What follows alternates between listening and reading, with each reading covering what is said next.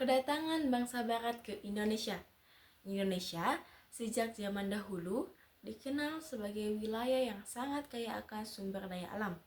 Letaknya yang strategis di jalur perdagangan dunia serta tanahnya yang subur menjadikan Nusantara sebagai penghasil berbagai komoditas berharga, terutama di rempah-rempah. Rempah-rempah seperti lada, pala, dan cengkeh pada masa itu memiliki nilai yang sangat tinggi di Eropa. Selain digunakan sebagai bumbu masakan, rempah-rempah juga dimanfaatkan sebagai obat-obatan dan pengawet makanan.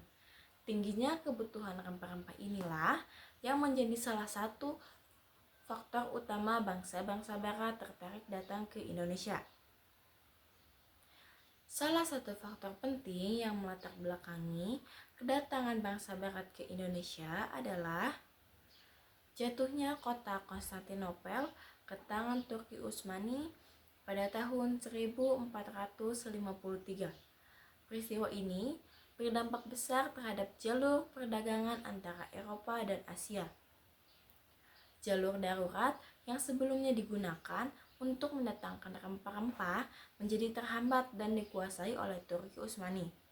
Akibatnya, harga rempah-rempah di Eropa melonjak sangat tinggi. Kondisi ini mendorong bangsa Eropa untuk mencari jalur laut alternatif agar dapat langsung mencapai sumber rempah-rempah di Asia tanpa harus melalui perantara. Selain faktor ekonomi, kedatangan bangsa barat juga didorong oleh semangat yang dikenal dengan istilah 3G, yaitu Gold, Glory, dan Gospel.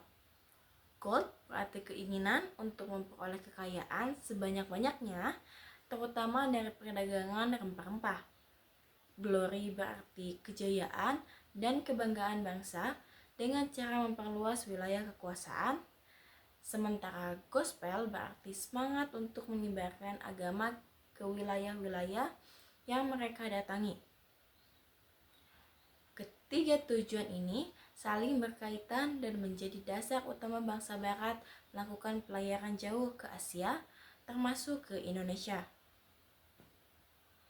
Kemajuan ilmu pengetahuan dan teknologi juga turut mendukung kedatangan bangsa barat ke Nusantara.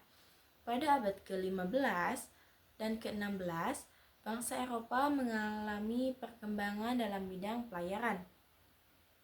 Mereka telah mengenal kompas, peta, serta teknik pembuatan kapal yang lebih kuat dan mampu menempuh perjalanan jauh. Dengan teknologi ini, pelayaran samudera yang sebelumnya dianggap berbahaya menjadi lebih memungkinkan. Hal tersebut membuka jalan bagi bangsa barat untuk menjelajahi wilayah-wilayah baru dan menemukan daerah penghasil rempah-rempah. Bangsa barat yang pertama datang ke Indonesia adalah Portugis. Setelah berhasil menguasai Malaka pada tahun 1511 di bawahan pimpinan Alfonso de Albuquerque, Portugis mulai memperluas pelayarannya ke wilayah Nusantara. Dari Malaka, Portugis melanjutkan perjalanan ke Maluku dan dikenal dengan pusat penghasil rempah-rempah dunia. Kedatangan Portugis di Maluku disambut dengan berbagai reaksi dari kerajaan-kerajaan setempat. Pada awalnya, Portugis diterima dengan baik karena dianggap sebagai mitra dagang. Namun, sikap Portugis yang ingin memonopoli perdagangan membuat hubungan tersebut memburuk. Portugis tidak hanya berdagang, tetapi juga membangun benteng-benteng pertahanan untuk memperkuat kekuasaannya. Mereka berusaha menguasai jalur perdagangan dan memaksakan monopoli atas rempah-rempah. Selain itu, Portugis juga aktif menyebarkan agama Katolik. Sikap Portugis yang sewenang-wenang akhirnya memicu perlawanan dari rakyat dan kerajaan-kerajaan lokal seperti Kesultanan Ternate. Perlawanan ini menunjukkan bahwa kehadiran bangsa barat mulai dirasakan sebagai ancaman terhadap kedaulatan dan kehidupan masyarakat setempat. Selain Portugis, bangsa Spanyol juga datang ke Indonesia dengan tujuan yang sama, yaitu menguasai perdagangan rempah-rempah. Spanyol memasuki wilayah Nusantara melalui Filipina dan kemudian mencapai Maluku. Kehadiran Spanyol menimbulkan persaingan sengit dengan Portugis karena keduanya sama-sama ingin menguasai wilayah penghasil rempah-rempah. Persaingan ini akhirnya diselesaikan melalui Perjanjian Saragossa pada tahun 1529. Dalam perjanjian tersebut disepakati bahwa Maluku menjadi wilayah kekuasaan Portugis, sedangkan Filipina berada di bawah kekuasaan Spanyol. Setelah perjanjian ini, pengaruh Spanyol di Indonesia semakin berkurang dan akhirnya mereka meninggalkan wilayah Nusantara. Bangsa Barat yang paling lama dan paling besar pengaruhnya di Indonesia adalah Belanda. Belanda pertama kali datang ke Indonesia pada tahun 1596 dipimpin oleh Cornelis de Houtman dan tiba di Banten. Kedatangan Belanda pada awalnya bertujuan untuk berdagang, namun lambat laun berubah menjadi upaya penguasaan wilayah untuk memperkuat posisinya. Belanda mendirikan VOC atau Verenigd Oost-Indisch Company pada tahun 1602. VOC merupakan perusahaan dagang yang diberi hak istimewa oleh pemerintah Belanda. VOC memiliki kekuasaan yang sangat besar, bahkan lebih besar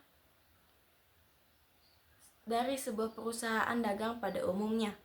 VOC berhak mencetak uang sendiri, membentuk angkatan perang, mendirikan benteng, mengadakan perjanjian dengan raja-raja setempat, dan menyatakan perang. Dengan kekuasaan tersebut, VOC berhasil memonopoli perdagangan rempah-rempah di Indonesia.